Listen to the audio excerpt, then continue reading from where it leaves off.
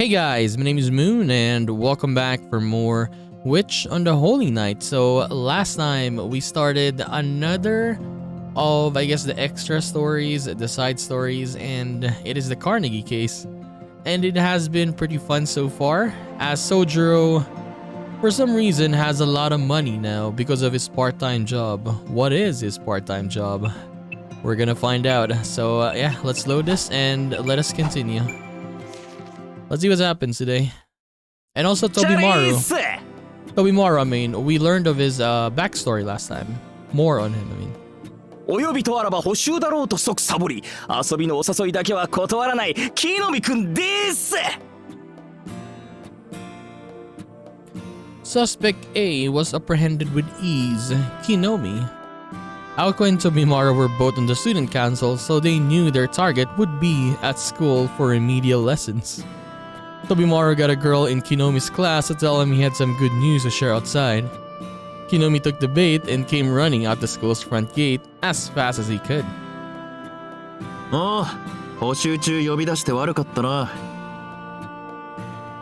別に悪くないぜ。補習を口実にバイトをサボってみたものの、やっぱり補習もかったるかったんで、出席だけ取って保健室で寝てただけだし。で、ちょうど暇してたところに殿下からコールだろ。合流できると飛んできたわけさ。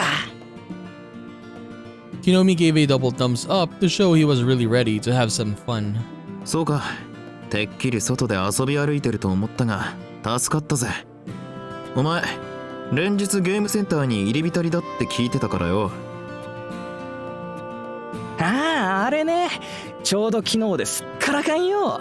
ゲーセンでおごりまくるのは気持ちいいけど、後に残るのは虚しさばかりだよな。What, has been giving free games to people? I want some free games. 他校のヤンキーどもと仲良くなっても嬉しくねえっつうが、女っ気皆無というか。なんで女の子はゲーセン嫌がるかね。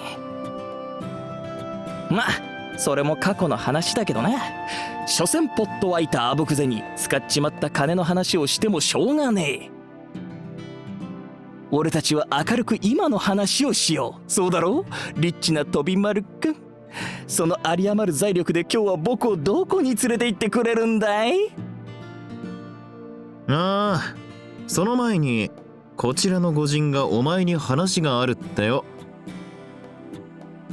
え？こんにちは、木の実くん。そのあぶく銭の話を聞かせてもらえるかしら。Kinomi's expression went blank. If anyone could sniff out danger, it was him, and it stank like his impending doom. 僕勉強したいんで戻っていいでしょうか？もちろん。洗いざらい質問に答え終わったら戻っていいわよ。こっちも時間が惜しいからスムーズな自白を期待するわ。それであぶく銭って何の話？あなたの月々のバイト料は2万円前後よね。その金額で3日近くも王様の真似事は難しいと思うのだけど。20,000 yen a month. I mean, that's the normal one. It seemed the next logical question would be to ask if he had begun a life of crime. なんだよ、会長には関係ないだろう。You saw the amount of bills Sojiro had last time, right? It was not 20,000. そもそも自白って何ですか？いきなり犯人扱いとか、いくらなんでも横暴じゃねえの？つうか何の事件これ？まだ事件かどうかは何とも。最近お金の回りがいい生徒がいると聞いて調べ始めたばかりだから。毎日何万円ももらえる仕事なんて学生には目の毒だし、そういったアルバイトは学校側に報告されてないしね。生徒会として危ない仕事だったら注意してあげないと。Aoko was still smiling as she inched closer to Kinomi. She had never spoken to him this nicely after what he had done at the entrance ceremony. That alone was enough to make him think he was in big trouble. へえ、それは初耳だな。最近金回りがいい生徒ね。俺のは違うよ。今まで貯めた貯金をなんとなく使っただけ。クリスマス前だからこう派手に錠剤しとこうかなって、役落とし的に。 Really? 普通クリスマス前は貯金するもんだけどな。ダメよ築地くん、デリカシーが足りないわ。残酷な事実は口にしたくはないけど、木の実くんにはイブを過ごす相手がいないってことでしょ。学友としてそこを追求したらかわいそうよ。いるわい本命ぐらい。真剣に同情する方がデリカシーに欠けると思うよ俺は。あら、じゃあイブ用の資金は取ってあるの？当たり前さ。臨時収入と貯金は別。俺通帳親父に握られてるからさ、予定外の入金とかすぐバレて怒られるんだよ。どこで悪さしてきやがったって。部屋も妹がチェックするしさ、隠し場所とかないんだよ。天井裏に隠したエロ本すら見つけられるんだぜ。万札入った封筒とか見つかった日には警察に連れて行かれる。だから速攻使うしかなくってさ。Hinomi laughed awkwardly as he was ashamed. He wasn't even aware of just how much he had let slip. へえ、臨時収入？さっきと話違うみたい。いやー、それはほらバイト先のボーナスみたいな。5000円ぐらい上乗せしてもらったの。ほんのちょっとだけだって。事件性とかないって。 An extra 5,000 yen, really? 万札入った封筒について詳しく。うわ、話せば話すほど食い違っていくぜ。なんだこれ、孔明の罠か。会長近い。ほらすごい、なんか寒い。しかもローファーじゃなくてブーツですか。この間合い、封じられた俺の記憶が蘇りそうなんですけど。 Hinomi backed away slowly. 木の実くん、時間がないって言ったの、もう一度アピールするべきかしら。直接体に。She's serious now. The threat of a kick to the face from Aoka was enough to show him that she was serious. わかった、話すってばもう。臨時収入ってのは本当だよ。新しいバイトがあってさ、そこにしずきを紹介したら先輩にボーナスもらったんだよ。なんですって。If Kinomi really was working at the same part-time job as Sojiro, she wanted to get as much information from him as she could. This was the exact response she had wanted from Kinomi, if not better. But she felt dizzy from the 紹 implications. 介したらボーナスをもらえるって、それ。So you get a bonus for getting other people to join. That sounds like it was the oldest trick in the book for pyramid schemes and other unscrupulous business practices. いや、それがさ、しずきが稼ぎを増やしたいって言うんで、ちょい怪しいバイトを紹介したんだよね。This kinda shady job. This went back all the way before the final exam. Hinomi told Sojiro about a job he'd heard from an older student. Since the job required a kind, honest young man, Kinami reluctantly gave up on it for himself and instead passed it on to a friend he thought fit that description. 信じられない。そんな怪しい話にクラスメートを放り出しておいて、まだ友人顔するとか。木の実くん、普段何考えて生きてるの？友達でも紹介するでしょ、こういうの。むしろ本当の友情ってこういうものよ。しずきも助かって俺も潤うんだからさ。無償の友情とかもう流行んないですよ。そりゃそうだけど、そういうのはちゃんとケツ持つ覚悟がある時だけ口にするものじゃないの？何それ、めんどくさい。会長、男同士の友情に幻想持ちすぎだってば。基本俺たちみんなバカよ。 We are all dumb. あなたを見てると本気でそう思えてくるから不思議ね。飛び丸、あんたよくこんなのとつるんでるわね。はいはい、そこまで。説教するならまた後でな、青崎。そいつ素でバカだから、本気で更生させたかったら1日使うぞ。いや足りますよ。ちゃんと1日で構成できます僕。ただ寝ると忘れちゃうだけで。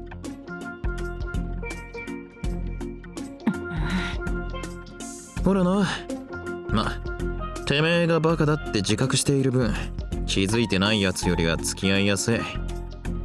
この若さで情けは人のためならずを実践してる野郎はそういねえし。納得。確かにあんたと気が合いそうな性格ね。いや参ったな。なんだよ二人とも、いくら俺でも照れるじゃんか。今俺のこと褒めてなかった？褒めてねえ。 We are not praising you. 褒めてないわよ。 Definitely not. ですよね。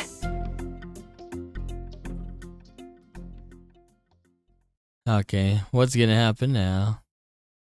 With Kinomi leading the way, Aoko and Tobimaru arrived at the part-time job in question. They moved past the new entertainment district in front of the station into the seedy part of the second street. Aoko pointed to where she had lost Sojiro when she was following こ him. の辺りね。木の実くん、そのバイト先ってどこ？あの辺。Kinomi pointed at the 4-story office building. The entrance was one-sided of the first floor. At first glance, it looked no different from an apartment complex. The hallway on the first floor continued around to the back of the building. The stairs were located at the beginning of that hallway and were the first thing you saw after entering. ちょっとそこの路地裏に入りましょう。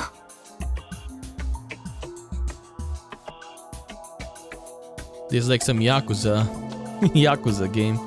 Aoko hurried off into the back alley where they were not likely to be seen.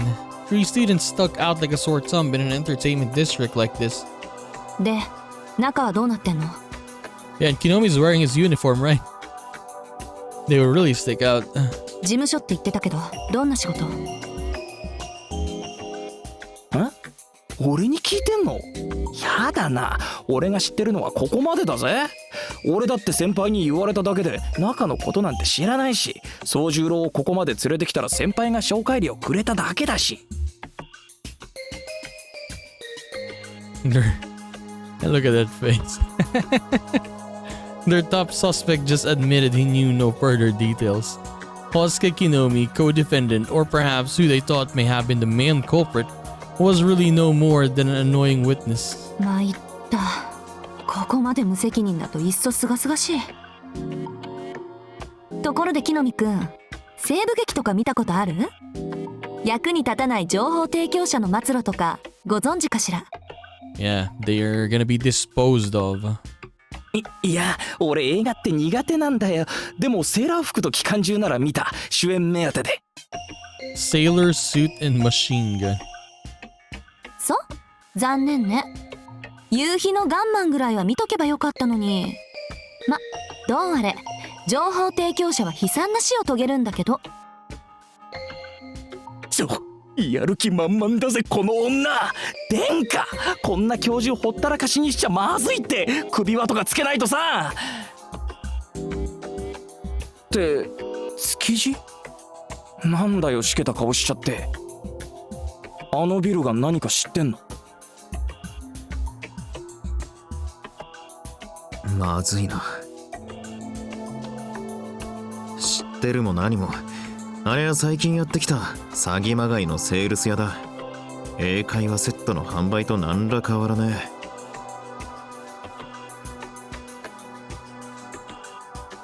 え。Aoko was sad to hear that the truth was as bad as she thought. Kinomi seemed confused as usual. それ、確かなの、飛丸。ああ、親父の秘書さんから聞いた話だ。間違いない。表向きは新興宗教なんだが、やってることは羽毛布団の販売だとさ。じいさまばあさま相手に質の低い羽毛布団を高額で売りつけているらしい。Guilts. あの事務所も貸し事務所だ。1ヶ月もこの町で稼いだらあっさりドローンするつもりだろう。間違いなく宗十郎は騙されてるな。最高のカモだろ、詐欺師にとっちゃ。Tobimaru slumped his shoulders in defeat. Aoko, however, was already in full battle mode. よし、潰す。その後木の実は学校の旗のところに吊るす。え、直今のセリフだと縄じゃなくて首？脊髄にぐっさり？殺人？いや待て青崎、それだと辻褄が合わん。宗十郎は大金を持ってたんだよな。それじゃあカモとは呼べねえぞ。そういえばそうだった。木の実くんの発言に気を取られすぎてあの大金のことを忘れてた。あれってことはまさか。ああ、騙されている側だったら金は減っていく。Don't tell me he's the one doing the scamming. だが増えてるなら話は別だ。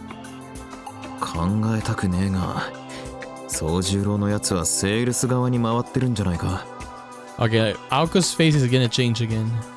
信じられない。宗十郎が詐欺グループの一員になっているですって。はあ、まさか静木に騙されるようなやつはいねえよ。だいたい嘘つけないじゃんあいつ。羽毛布団を売りさばくとか絶対無理だって。 I mean, true, yeah.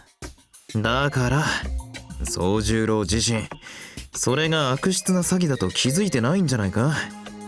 あいつはあいつで心からいいものだと思って売ってるんだよ。真心の塊で。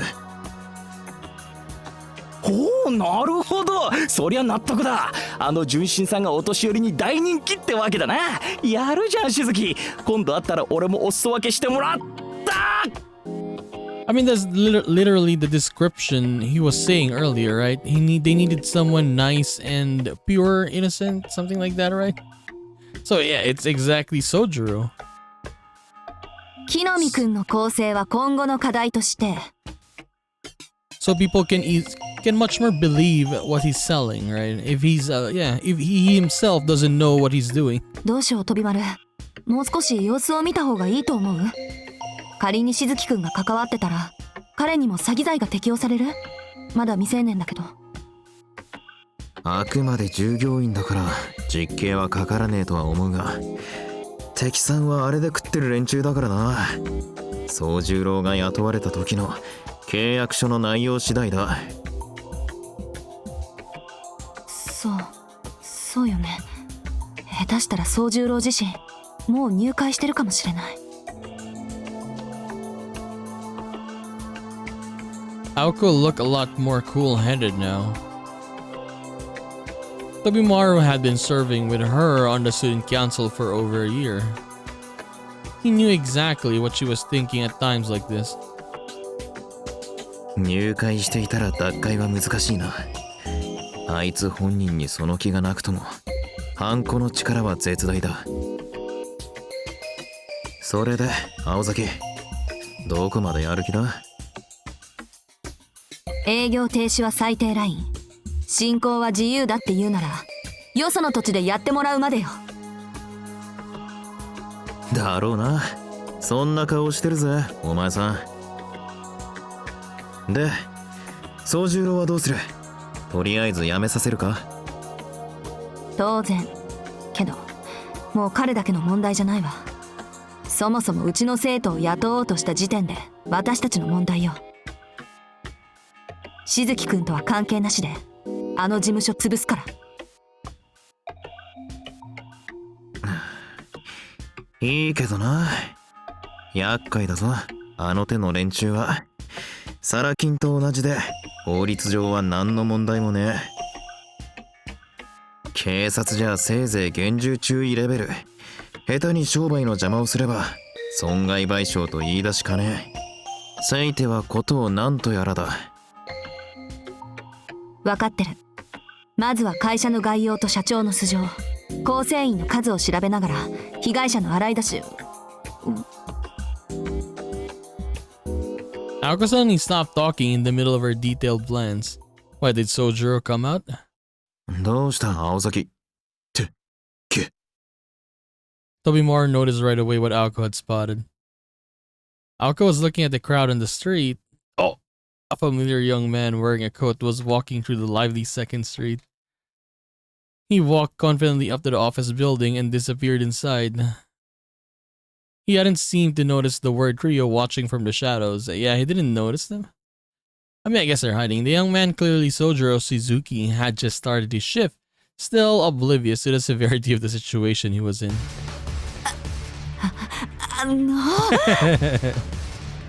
Aoko was shaking with rage. 待て、落ち着け青崎。気持ちはわかるが、あいつに悪気はだな。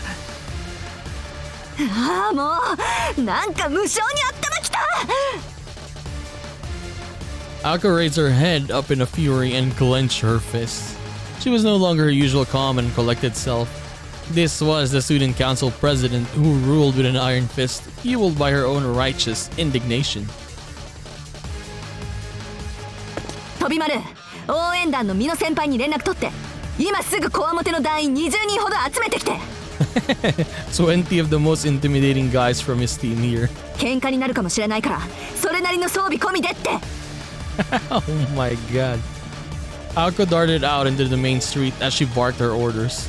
She looked like an esteemed general charging into battle against an enemy squadron. ミノって応援団の団長のか。しかも20人って、お前一体何する気だ。 Why the cheer squad though? 決まってるでしょ。殴り込みよう。まずは法律面での制裁からなんて考えが甘かった。学生騙して私腹を肥やすような悪党には物理的な制裁で十分よ。そもそもスケールが小さいっての。何よ本物の光って。こんなしけた街で羽毛布団とか売ってんな。 Like the truth garbage on their sign. Look at that face. 待て落ち着け。さっきまでの平和的なプランはどこに行った。悪党を暴力で押さえつけていいのは警察だけだ。いいから戻りやがれ。 She's not even thinking straight anymore. 何よ、その警察が使えないから私たちが出張るんじゃない。文句あるならダイアン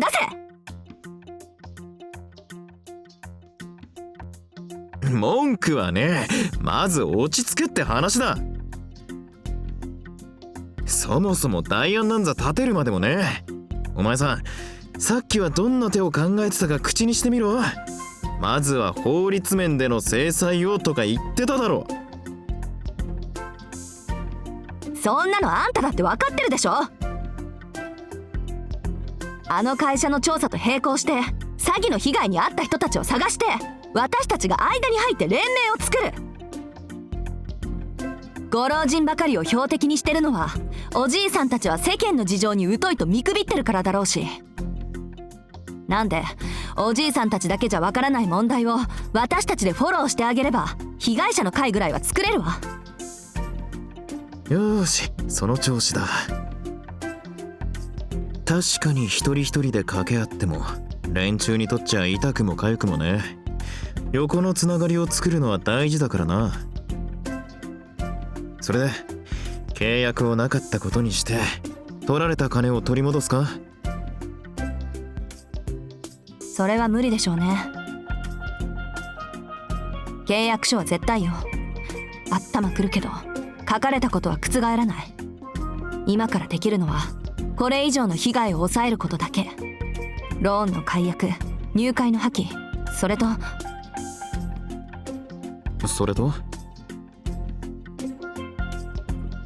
可能な限り金銭を回収する。羽毛布団ならクーリングオフが適用されるはず。全ての返品は無理でもやるに越したことはないわ。上出来だ。それで行こうぜ青崎。何もお前さんが悪役になる必要はねえ。せっかくの法治国家だ。平和的に解決しよう。I mean, it's gonna be much more hilarious if they did what Aoko was asking, right? それはそうだけど、こんなの部外者だから言えることよ。詐欺に遭った人たちからすれば、取られたものは取られたままなんだし。それを気に病むのはそれこそお前の仕事じゃねえ。まずはクマリンに連絡しよう。あいつ商店街の娘だからな。被害者の調査に向いているだろう。 Okay, Kumari, the other girl, right? 小鹿にあんまり荒ごとに巻き込みたくないけど仕方ないか。 They were pretty much dragging every person now. Kumari, Kinomi, Alice. If Alice gets involved in this is gonna be much more fun. OK、 私の方から連絡する。飛丸は美濃先輩への電話お願い。あ、こっちの話なら応援団必要ねえだろ。必要だってば。脅し要員だけじゃなくおじいさん間の連携に走ってもらわなくちゃ。先輩たちいかつい顔して優しいでしょ。クーリングオフは書面に起こすことが大前提。書類に弱いおじいさんたちの代わりに先輩たちに代筆してもらうのよ。なるほど、そりゃいい。数の暴力だな。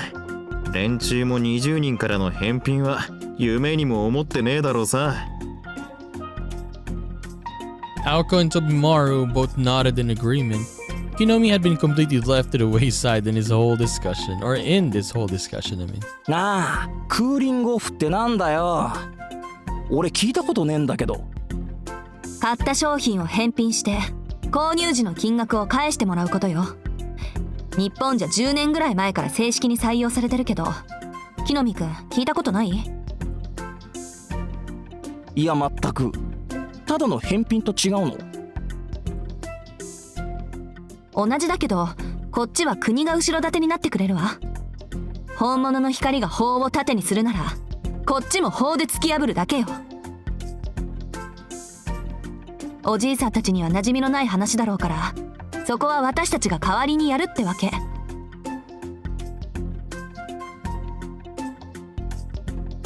In reality, only a very narrow range of products were applicable for the satisfaction period law, and it was currently unclear if those handled by the Light of Truth fell under that umbrella. If it was not applicable under this law, Aoka would have to think of another plan. However, not 30 minutes later, that worry would vanish when they got the chance to examine an actual kilt sold by the Light of Truth. Once Aoko has an established plan, she will not waver from it. They had made a cafe with a view of the office building, their command center. And after they got together, others from the student council for backup, their one-day blitz tactic plan began. そうと決まれば迅速にね。二人とも連絡係よろしく。サクッと今日中に決着をつけましょう。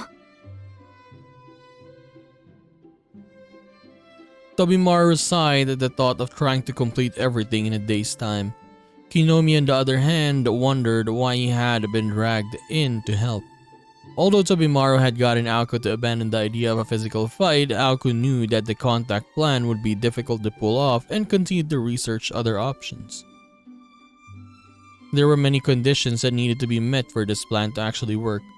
The major issue was the amount of time elapsed from the time of purchase. For consumable goods, the time limit for a legal return was 8 days. If there were 30 or so victims, this would probably only be applicable to 1 or 2 of them. If that was the case, they needed to look for some other consumer protection besides the satisfaction clause. 何々？安価なものを不当な金額で売りつけた場合、暴利行為として公序良俗違反で契約が無効となる場合がある。ただし公序良俗を根拠とするって。何よこれ、ほとんど売る側の勝ちじゃない。疑わしきは罰せずが法廷の基本だし、水かけ論じゃこっちが不利だ。It was a difficult situation. They wouldn't be able to stand up to an experienced group of scam artists with their limited knowledge of the law. They'd need to fight fire with fire, or in this case, a scam with a scam. 騙し取られた金額分だけ美味しい話で騙し取るって話か。To do that, they need more intel. Aoko was studying the materials that they collected for something they could use. お待たせ。とりあえず追加候補10人分の住所と布団の現物持ってきたわよ。 Okay, she's here. Kojika. サンキュー。さすがくまり。本気出せば仕事の早いこと早いこと。 Aoko took the list of victims from the student council secretary Kojika, Kumari, and immediately contacted Tobimaru on his pager. Although pagers could only receive short messages like "call me," they were a powerful means of communication in an age where people relied on public telephones. Tobimaru called a cafe to give Aoko an update and hear about the list of newly discovered victims. 被害者の会はできたのね。仕切りは青山くんにやらせて。一応相手への牽制として名刺も作ってくれると助かる。事務局はほら、文化祭の時に作った偽団体あるじゃない。あそこの電話番号にしておいて。電話番は山城先生に頼み込むわ。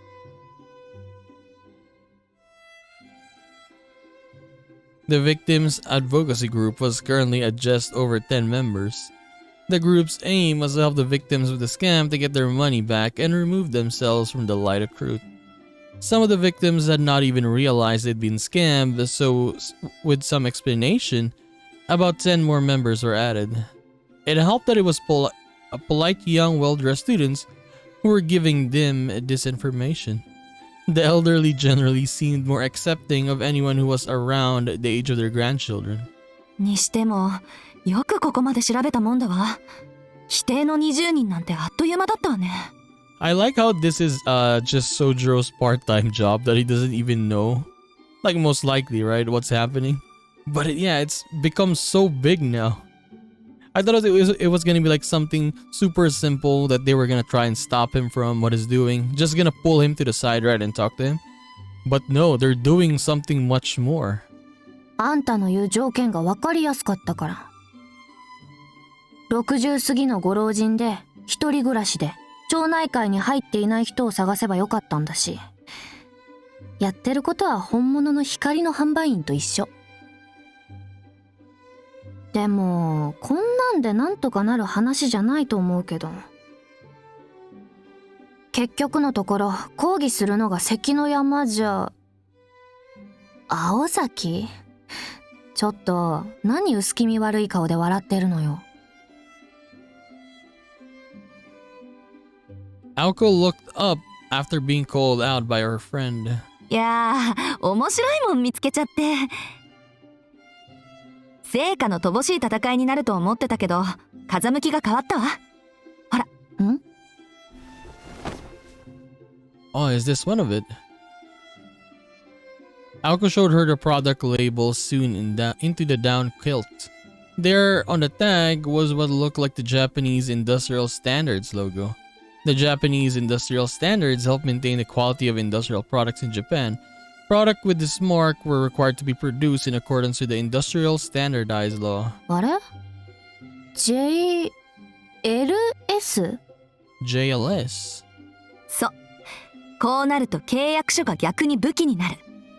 百戦錬磨かと思ったけど、実際はウサギしか相手にしない素人ってこと。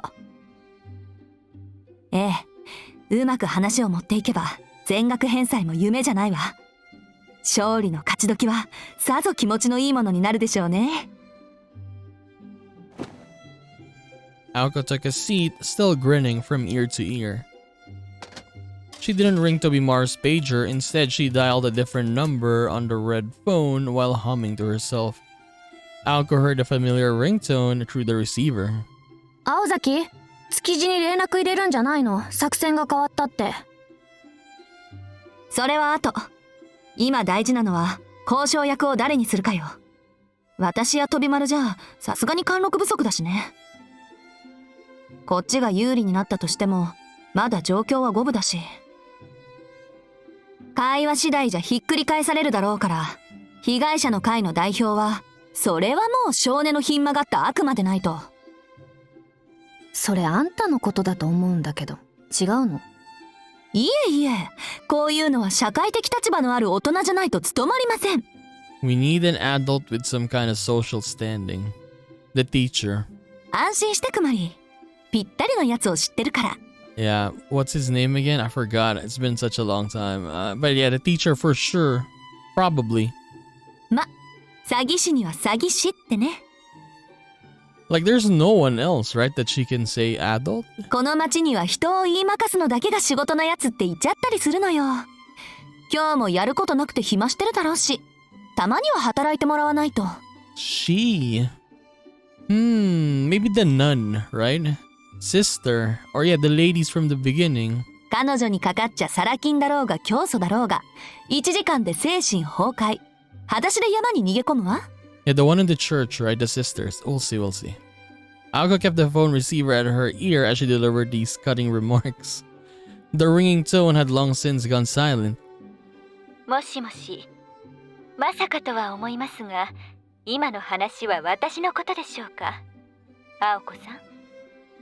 An eloquent woman's voice could be heard from the phone's earpiece. Aoko innocently said her greetings and smiled like a hunter who had just gotten their prey to take the bait. Is this new character or what? 常々思っていましたが、 It is the sister. Okay. あなたには年長者への敬意が足りていないようですね、青子さん。Tobimaru and Kinomi had returned from their task and stood there wide-eyed. The person Aoko had invited to the cafe looked so out of place that it was a shock to everyone. はーい、ゆいかさん。わざわざ来てもらって助かるわ。There we go. Sister Yuika. Like, come on, she's been in like what, one episode of our Let's Play? It's been such a long time. 事情は電話で説明したけど、もう少し詳しく説明する？結構です。本物の光のことは先ほど律香から報告を受けましたから、あなたに享受していただく事柄は一つもありません。ありゃま、ご機嫌なのね。よかった。そのテンションのまんま勝ち込みお願いね。一般人の一人や二人、ゆいかさんが本性を出せば睨むだけでそっとさせられるでしょ。そうなの？このお姉さん、相田教会のシスターさんだよね。俺密かに憧れてたんですけど。いや、そんな場合じゃねえ。どうも、木南宝介っす。青崎さんとはあんまり仲良くありません。Kinomi was clearly trying to earn points by showing that he also was not that friendly with Aoko. Sister Yuika gave him an angelic smile back. これはご丁寧に。相田教会で装飾を務める須瀬ゆいかです。はじめまして、大介さん。いやー、すんげえ。本当にシスターだよ、シスター。会長、とんでもない隠し玉連れてきたな。あれ？でもゆいかさんに何してもらうの？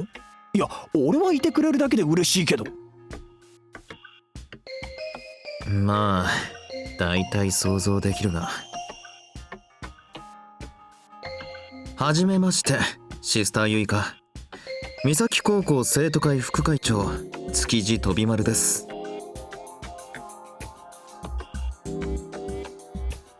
Tobimaru didn't look so well. Perhaps he had figured out where this course of events was headed. JLS label was indeed illegal. This discovery made Aoko realize how they could get the victim's money back and run the light of truth out of town completely. Sister Yuika was her solution. てっきり証拠に物を言わせて、訴えられたくなければ示談で済ませろ、全額返して出ていけって話かと思ったが、恐ろしい女だぜ。追い出すだけじゃなくスカンピンにして放り出そうって腹か。は？なんでそうなるの？何？美人なだけじゃなくシスターさんってそんな権利持ってるの？ Yeah, how is she gonna do that? シスターさんがじゃなくてゆいかさんの人間力と言うべきね。はい、これ被害者の会からの連名書。一応うちの応援団の先輩たちも待機してるけど、何人か連れていく？そうですね。逆上して手を挙げられては後片付けが面倒ですので、抑止力として5人ほど。あとは青子さんが同行してくれるのでしたら、私としては不満はありません。え？どういうこと？もしかしてシスターさんが話つけに行くの？会長のがよくね？いいの。ゆいかさんはこう見えて荒事の専門家なんだから。ねえ、ゆいかさん。あなたほどではありませんが。いいでしょう。今回は利益が一致します。あの事務所の方々が違法を働いているのは事実ですから。罪には罰を、善良な人々を、特に私たちの同胞を苦しめた手合いには相応の痛みが必要です。 She is scary. さすが泣く子も黙る鬼のシスター。期待してるわ。昔から商売敵を潰すのは得意だものね、あなたたち。言われるまでもありません。一つの土地に二つの教えがあっては迷惑です。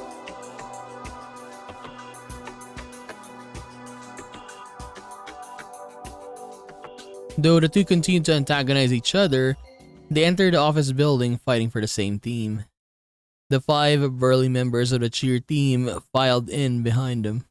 They had left behind a glum Tobimaro and a completely clueless Kinomi. Yeah, why didn't Kinomi and Tobimaro go with them though? わかんねえ。青崎、あの美人さんに何やらせる気なんだよ。Bijin-san.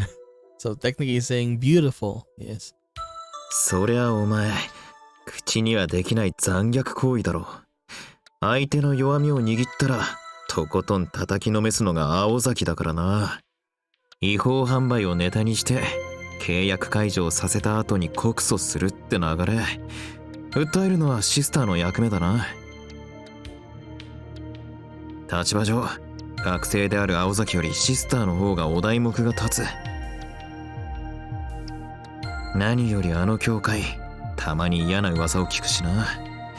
連中、貯めた財産根こそぎ取られるだけで済めばいいが。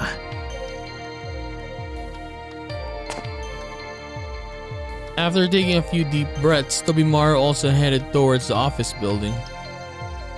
え、天下も事務所に行くの？怖くない？行かねえよ、おっかねえ。俺のはちょっとした野暮用だ。てめえも補習に戻れよ。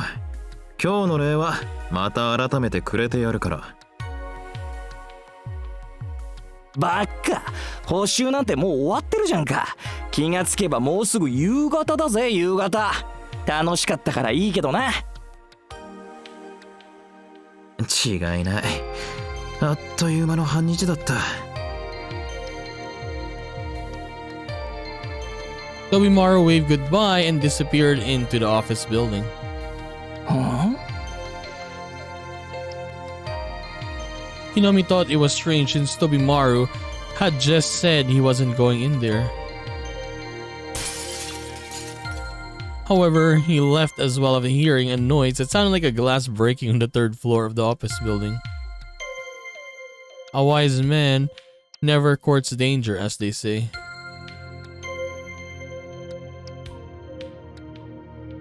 The discussion ended without any major issues.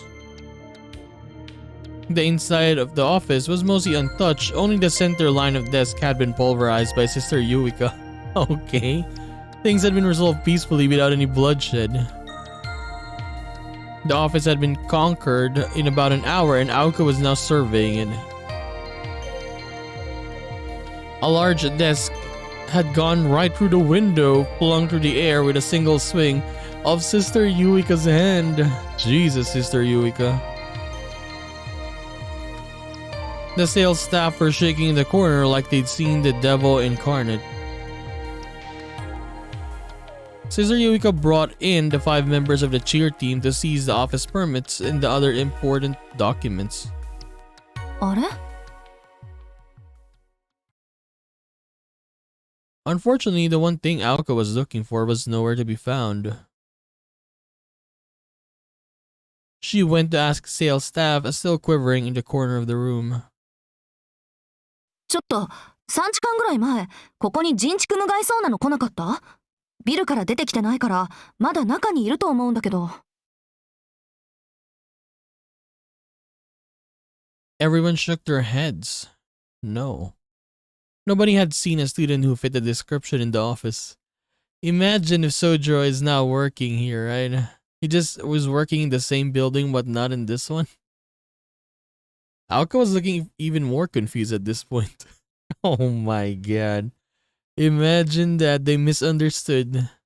でもまあ She was still happy that she'd done a good deed here today. Oh no. Tobimaru entered the office building and headed straight down the hallway. He glanced at the stairs in front of him as he walked by, passing several tenants and heading towards the emergency exit at the back of the building. Tobimaru knew the geography of the second street well. If his memory served correctly, there were some old one-story houses behind this building that had been around forever. There were old tin roof rental houses that stood against the tides of time. Though overshadowed by the recent trend of two-story apartments, they were still there, alive and kicking. At the back of the office building, there was a river for processing wastewater. Beyond the river and the fence, there were many one-story houses. Next to the building, there was a bridge that crossed over to the other side. It was a shortcut only neighborhood locals would know about. なるほど。大したショートカットだ。地図なんて当てになんねえな。As Tobimaru walked towards the bridge, he saw a familiar face exit one of the old tin roof houses. The young man was wearing a coat and was without a doubt Sojiro Shizuki. He was not working on the other one. 明日もまた来ておくれね。Sojiro crossed the bridge while the old woman who resided there saw him off. あれ副会長ああ、奇遇だな、色男。The two exchanged glances as they crossed paths on the bridge. Sojiro looked fairly spent. That was also Imar needed to see. Sojiro's new job was a lot harder than working for any scam artist. What is he doing? They both stopped to talk on the footbridge. あの辺りに親戚でもいんのか？いや、いない。一つ手に紹介されて、おばあさんの話し相手をしていただけだ。Okay. For some reason, Sojiro readily revealed what he had refused to tell Aoko. そんな気軽に話していいのか？守秘義務とかありそうだが。いや、秘密にしなくちゃいけない話でもないんだ。ただ、話しちゃいけない気がしただけで。飛丸には出てくるところを見られたし、正直誰かに言いたい気持ちはあった。弱音みたいなものだから、副会長が聞いてくれるならちょうどいい。Leaning on the rail of the footbridge, Tobimaru urged him to go on. It turned out that Sojiro's story was nothing out of the ordinary. His new part-time job was to be a home helper in that old one-story house. But the thing is, yes, he is a home helper, but why does he have a lot of money though? Right? The insane amount of cash that he had. This resident was a widow who had been left alone after her son moved off to the city. はじめはただのお手伝いだったんだけどね。He spoke with a troubled, slightly regretful smile. Maybe he was ashamed of someone or something he'd done. There was a tinge of darkness behind the weary, tormented smile on his face. Tobimaru found himself surprised at his own thoughts and slapped himself lightly on the cheek. This was his way of punishing himself. He wasn't sure why his imagination was running so wild now. 珍しく浮かない顔だが。あれか？出て行った息子さんとやらに文句があるのか？介護が必要なおふくろさんを放って好き勝手に暮らしていることに？どうだろう。確かにおかしな話だとは思う。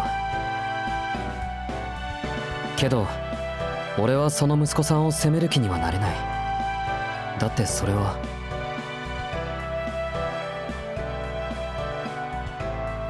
Sojiro stopped himself mid-sentence. He didn't think the son hated his mother so much as he did the town. He had probably just found somewhere better to live and moved away. Sojiro swallowed those bitter words. お手伝いの料金は初めに全部もらってたんだ。今月だけという話なのに10万円は高すぎると思う。 So he was given 100,000 yen. Okay. He trailed off, muttering that he really didn't need that much money. The old woman had thanked him for his honesty. That was part of Sojour's appeal, most likely. In a matter of days, the old woman put all her trust into Sojiro and treated him like her own grandson. ああ、それは素直に嬉しいんだけど、問題は。She always saw him off with a smile and asked him to return tomorrow. Every time he left, she gave him a stack of cash in the hope that he wouldn't forget her. Okay. あ？それだけで大金もらってたのか？うん。お孫さんの代わりをしてほしいと言われた。あなたは信じられるから、これで孫のように振る舞ってくれって。That's kind of sad though, yeah. なんだそりゃ。少しも信じてねえよそれ。金で動く孫がいるか。そりゃヘルパーと変わらねえ。いや、おばあさんはヘルパーさんにはお金は払わないと言った。信頼できないから。あのおばあさんが信じられるのはお金だけなんだ。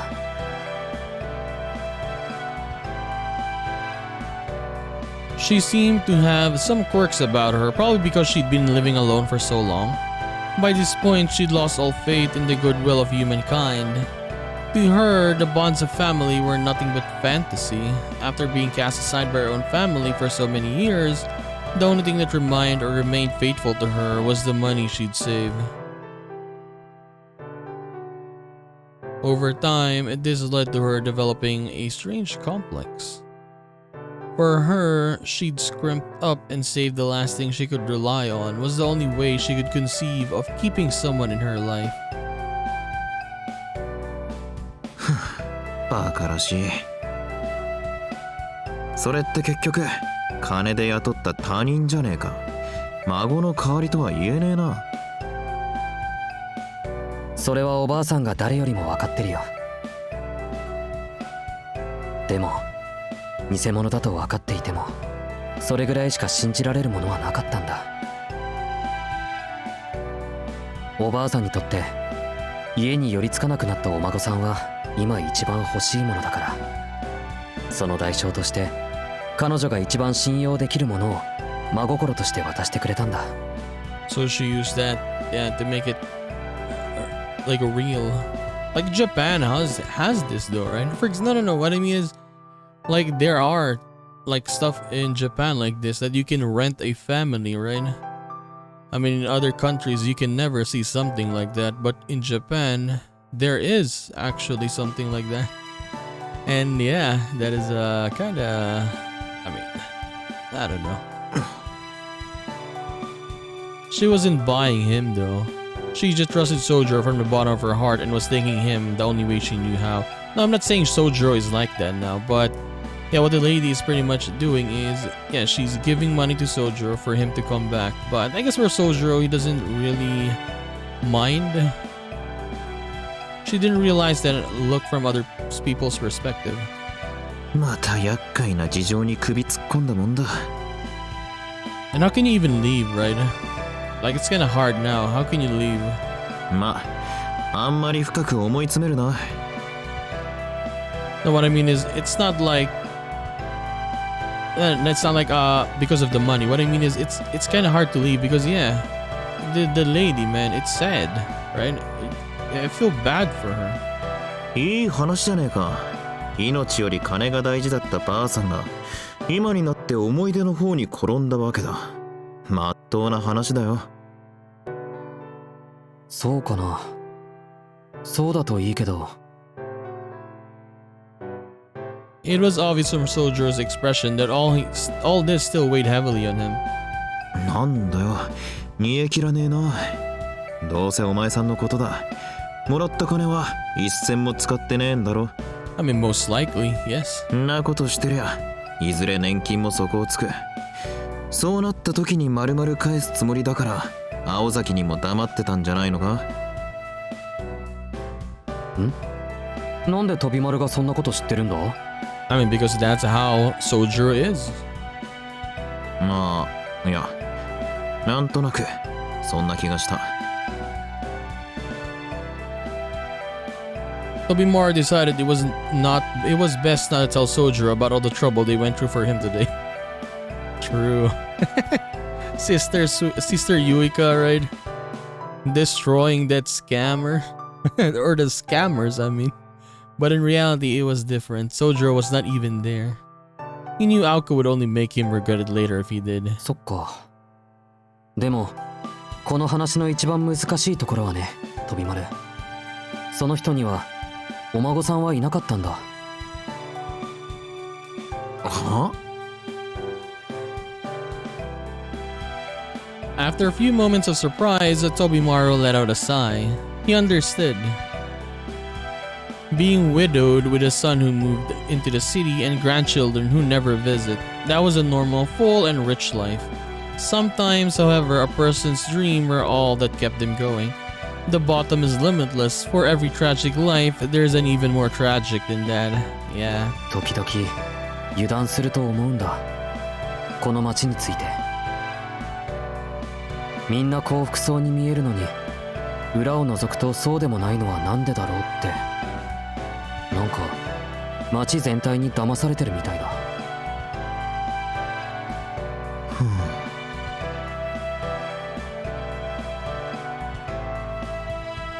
Tobimaru leaned over the railing and looked down at the bustling town. In the end, Sojiro's worries stemmed from his feeling lost in this environment. The woman who walked through his life alone into old age, Tobimaru struggled with being antagonized by his entire family. Those were both personal matters. Sojiro's problems stemmed from the nebulous entity of the town itself. For every bit of progress made through modernization, there were also people left in growing misfortune. It didn't matter whether they were unequal in wealth or compassion, it was all the same. The larger a town grows, the harder it becomes for the weak to thrive. For a young man who spent his life in the countryside where everyone helped each other, this was hard to understand. 宗十郎、お前、この町は好きか？まだわからない。そういう飛び丸は？まあ似たようなもんだ。好き嫌いも半々で、たまに何もかもどうでもよくなる時はある。だがまあ、お前さんとは真逆だな。俺はこの町のおかげで、てめえの悩みなんざ無視できる。ここに比べりゃマシだってな。空虚であろうと、この忙しさ、節操のなさは捨てたもんじゃねえってな。ここに比べたらマシ？違うな。マシというよりはありって感じか。バイトしてればたまに思うだろ。街ってのは隙間を作らないように回ってるんだ。欠席にしろ空席にしろ、空きができたらすぐに埋められるようにできている。当たり前のようで、こいつはよくできた共同体なんだよ。昨日までは誰でもなかった他人が、明日には必要な隣人になってるかもしれない。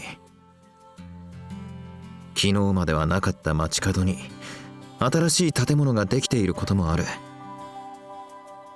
まるで毎日が切った縫ったの大手術だ。それでもうまく回ってることに、真剣に感心する。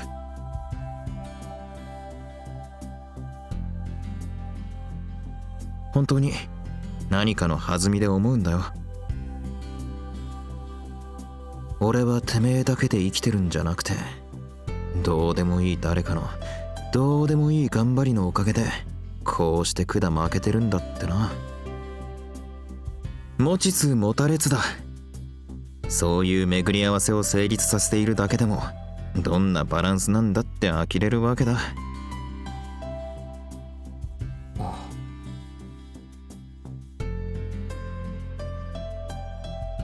Just as the mountains are alive, so is the city.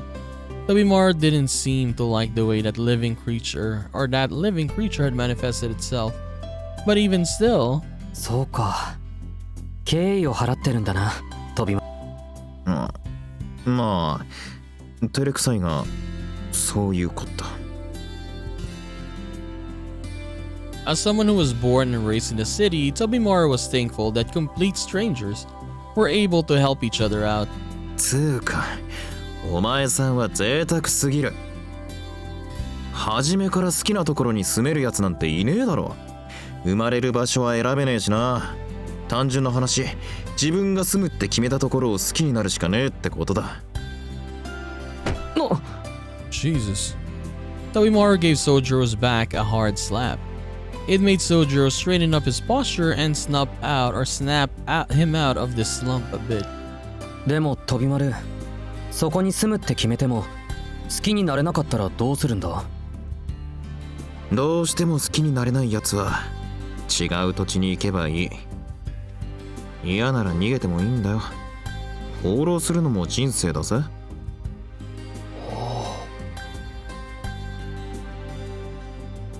Sojiro was so impressed with Tobimaro's words that he couldn't speak. They gave him a new perspective. It wasn't just words. Don't be scared to run away from a bad place. What had really left a strong impression was Tobimaro's confidence. Although he had been born in this town, he spoke freely of abandoning it. 飛び丸から逃げるなんて言葉が出るとは思わなかった。逃げる先があるなら逃げてもいいだろって話。そりゃ勝ちとか成功とかそういう言葉に固執するのも悪くはねえさ。富と名声はいいもんだしな。だが俺にはどうも勝ち続けるっていうのは固まるってことに見える。息苦しくてしょうがない。青崎みたいにがんじがらめになっても突き進むパワーもねえしな。心情は軽い方がいいだろうよ。ん？人生は軽い方がいいのか？いや、軽いとか手堅いとかそういうんじゃなくて、俺はもっとこうロマンあふれるっつうか。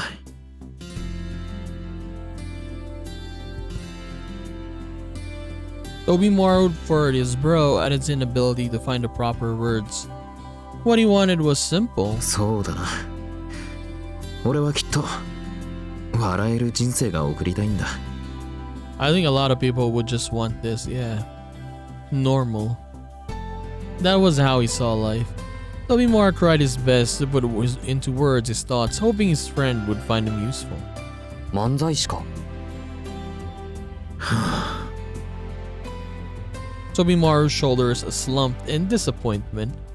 But even い so, や、そんなもんか。実際。the more he thought about it, the more he realized that Sojiro wasn't really wrong. There was no end to human desire. The perfect life was an unattainable dream. The only way to really win was to able to say with your dying breath that you had truly enjoyed living. Yeah. たく、青崎の影響かね。考えなしのバクとかっていうの。あいつ、ボニー&クライドとか大好きなんだろうな。Tobimaro tiredly scratched his head. He never would have said anything or something like this last year, considering how pessimistic he had been. ともかくだ。他人の事情にいちいち落ち込んでるようじゃ日が暮れるぜ。いや、実際もう暮れかけてるけどな。とんだ道草だ。そうか。引き止めてすまなかった。飛び丸は他に用事が？俺もおとなしく家に帰るとするか。そっちも日が落ちる前に帰れよ。何をしていたか聞かれたら隠さず事情は説明しとけ。その話お前が思ってるほどひでえ話じゃねえから。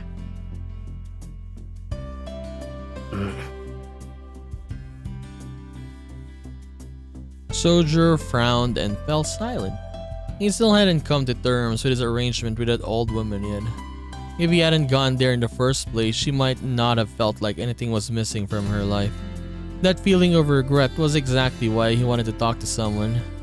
お前、残酷なことをしたと思ってんだろ。ばあさんの人生に今からじゃ取り戻せないものを見せつけた。どうかな。I wonder what Soldier was gonna do, right? おう。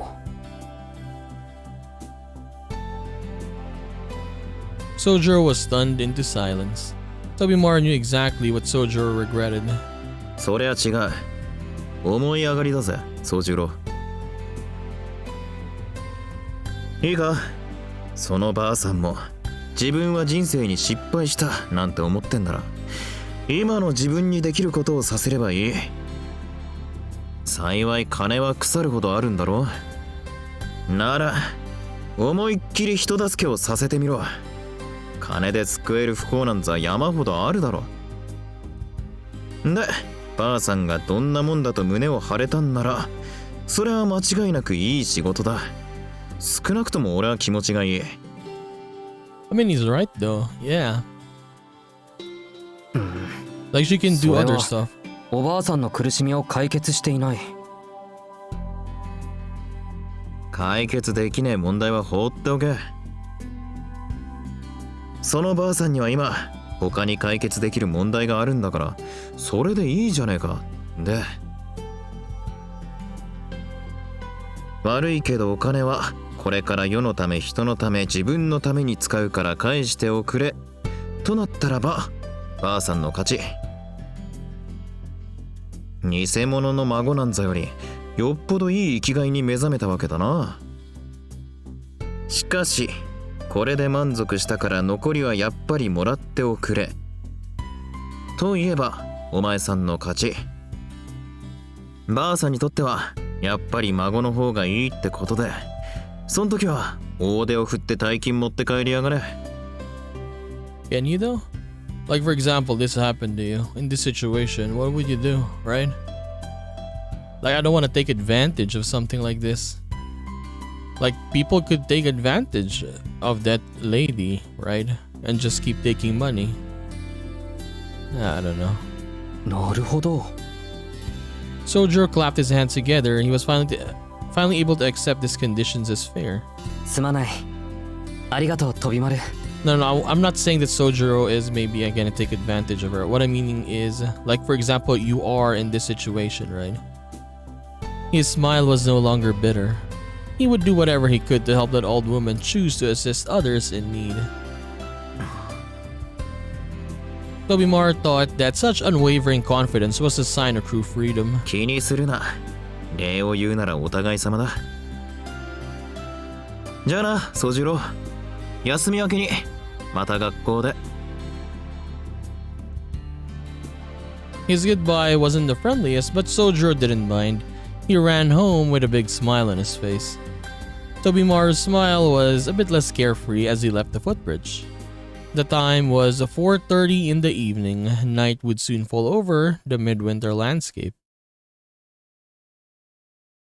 Okay. Oh hell no, we're back. What is Aoko gonna say? This is gonna be fun. ただいま。今夜はまた一段と冷えるね。Aoko and Alice were both in the drawing room when he returned. Neither of them had eaten dinner yet. Aoko looked displeased. Dude, honestly, I wish Alice was here. Yeah. Or no, I mean, earlier. Right? She was involved. I mean, I wish that she was involved. Alice sat uncomfortably on the sofa. あれ？もしかしてこっちの帰りを待っていたのか？ Alice quietly affirmed his assumption. Aoko vehemently denied it. 青崎、俺の気のせいならいいんだけど、なんだか昨夜以上にどうかしてないか？ Sojiro had gotten slightly better at reading the room, but he still had difficulty choosing the right words. I'll show you worked up. What? I'll show you worked up. Was what she wanted to say, but she stopped herself. She wasn't actually all that angry with Sojiro, but どうかしてるの青子。 I'll show you worked up. Okay, okay. No. I interpreted it differently. してないわよ。してるのは宗十郎の方だっていうの。Alice's additional remark seemed to have been the tipping point. Sojiro thought this showed that she was indeed worked up about something. しずきくんがどうかしたの？彼、今夜は比較的まともだけど。Sojiro felt like that was pretty offensive too, but it let slide. もう分かったわよ。そっちから切り出すまで黙っていようと思ったけど、私の方から聞いてあげる。宗十郎、あんた本物の光って名前に聞き覚えはない？いや全く初めて聞いた。でしょうね。名簿にあんたの名前はなかったもの。なんだってあんな勘違いしちゃったんだろう。骨折り損とまではいかないけど、また良くない評判立てちゃった。Alco let out an exaggerated sigh and flopped down on the sofa. But the thing is, what they should have done is maybe confronted him first and then ask him, right? Like earlier when Sojiro was talking to Tobimaru, he wanted to talk to someone anyways. So maybe if they confronted him there and then asked him, or just maybe followed him right inside, and they could have saw that he was not going to the scammer's place, but he was just using that as a shortcut, right? They could have seen it already, but no, they did not. They assumed already that he was working for the scammers, and they did all of this, and even got Sister Yuika involved. Seeing Aoko in this weakened state as an opportunity, the blue robin flew jauntily down from the sunroom. 見てたっす。自分見てたっす。ご近所じゃもうおひれつきまくりっす。青崎さんとこの娘さんがまた指一本で見せつぶしたとかマジパニー。指先一つでダウンとかどこまで都市伝説作る気っすか。 But the thing is though, what Aoko did was good though. She stopped a pretty much a scam area there. So that was good. That was still good though. The robin continued to chatter praise for Ako's deeds of valor. Oh. Ako knocked it away with a flick of her finger and picked herself up off the sofa. 今日はお金持ってないわね。例のアルバイトはもう終わったの？いやまだ続いているよ。あのお金は預かり物だから朝のうちに口座を作って預けておいた。預かり物？そう預かり物。きっと全額返すことになる。 Honestly, I'll probably do that as well. If someone is treating me that good, right? Like treating him like a grandson, yeah, I would like to return it though. Like it doesn't feel right taking all that money. It doesn't feel like it does not. Like if she gives you money, then yeah, do what Sojiro does. Put it in the bank. And then when it's all over, and then when she runs out of money, then give it back to her, right? He kept it simple, explaining how things began and the conclusion he'd come to with Tobimaru earlier. Aoko seemed stunned by the outlandish circumstances, but in the end... はいはい、やっぱりね。安心したっていうか、がっかりしたっていうか。そうよね。どう頑張っても悪事を働ける人間じゃないわよね、あなた。She was back to her usual offensive self. Yeah, however, look at Alice. There was another girl in the room who had at this point gone pale. Honestly, I like the reason I like Alice is because yeah, when her reaction is like this, it's quite funny to me. Like, oh, very curious, right? 待って。ということは、それはしずきくんのお金ではないの？ああ、人様のお金だよ。アリス？ Is Alice thinking of something? She's thinking that Sojiro could buy all the food now because he has a lot of money. なんかとんでもない顔してるけど、どうかした？ She had plans for it? Is that it? それがどうかはしてないけど出前はしたわ。 Oh, because remember last time she said that food is on you tomorrow, right? So I guess she ordered. Okay. はい？ Alice handed out menus for the local soba noodle shop and a cafe. The blood drained from Aoko's face as she took everything in. Alice quietly passed her small note.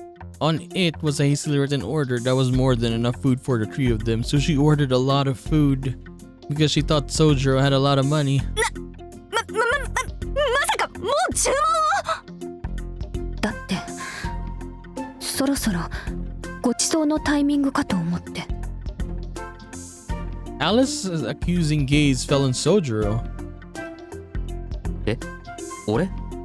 なんで？ I mean, she did say that though when Sojiro dropped the money, right? And Alice is like, that's a lot of money. Dinner is on you tomorrow, right? But she was the one who decided what dinner they're gonna have, not Sojiro. And she'd ordered already. そりゃあんたがいらない期待を持たせたからでしょう。アリス、あんなに喜んでたじゃない。明日はごちそうねって。Sojiro clapped his hands together for the second time today. He remembered that Alice had said that yesterday. See? She said that. ええ、あの夜しずきくんは同意してくれたわ。 Alice was eager to emphasize that this was not her fault. いや、それは。そうね。アリスのミスなのは確かだけど、悪いのはあんたもよ。大金を持ち歩くってのはそれだけで危険なんだから。いい教訓になったんじゃない？観念して2人で感情折半しなさいよ。いや、それはできない。あのお金は預けてきたし、そもそも500円しか持ち合わせがない。 He got 500 yen on him. そう、合わせても足りないわね。試したことはないけど出前にキャンセルは効くのかしら。 Look at Alice, so nervous. An air of despair fell upon the Kuonji estate. Aoko sighed as if none of this involved her. She hated to coddle them, but perhaps this was her fate. ま、そうなるか。いいわよ。私が出してあげる。今日は臨時収入があったから、パーッと派手に使いましょう。Ako's sudden proposal made Sojiro and Alice perk up. つまり、青崎のおごり。そんな、信じられない。いいの、青子。呼んじゃったものは今さら止められないでしょ。さっき電話したんなら今頃はもう坂を登ってきてるだろうし。まあそもそもこのお金も宗十郎が発端だしね。人助けをしたら被害者の会からお礼をもらっちゃったのよ。だから気にしないで。なんか居心地悪かったし、錠剤と思って商店街に還元する。本音言うとちょっともったいないけどね。Her roommates began celebrating. Aoko sunk back onto the sofa upon seeing the happiness her gesture brought. ああ、悪戦身につかずって言うけど、ほんとその通り。臨時収入は泡と消えた。Easy come, easy go. And thus, the curtain closed on a little incident involving a lot of cash. The blue robin flew down to the table again. まったく嫌な山だったぜ。The robin chirped and mimicked puffing on a cigarette. まあそれはそれとして、青子さんの空回りっぷりを忘れないよう、これをカーモネーギー事件として記録しとくっすね。The DOSH affair. The blue robin continued to laugh at the daisy hero.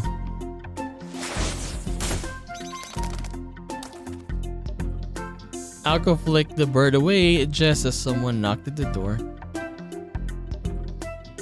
Alice had ordered her favorite omelette dish and a set of cakes from the cafe. まあそれなら。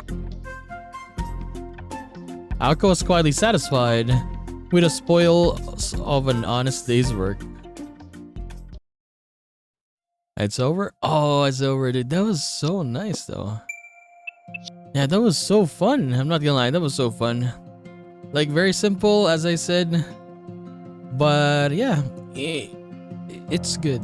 It really is good. Like, for this game, I'll compare it to... If you know House of the Dragon, right? Not the story. I'm not gonna compare it to the story of it. But what the feeling that I got from that one. When you first watch that show, you're like, oh, this is nice. We're gonna learn about the dragons. But as you watch the show and as the show goes on, like for example in season 1, you didn't really care about the dragons anymore. It's more about the characters itself, just like in this game. Like when I came into this game, or started this game, this visual novel, I was like, I'm probably gonna see a lot of flashy stuff, a lot of nice animations, a lot of battles, like epic battles and stuff like that. But now, as we're here in chapter, I guess chapter 9 next time, it's the characters that makes this story really good. It's the battles were good, we had them, but the characters itself is making this visual novel itself very, very fun to read. Yeah, the simple things, but it's just so fun for some reason. And I don't know why.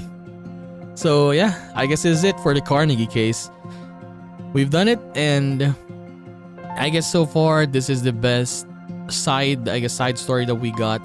Hopefully we'll get more as we continue the story, right? But yeah, we're at the bottom row now though. So I guess we're getting very close to finishing this game, and that's getting me sad.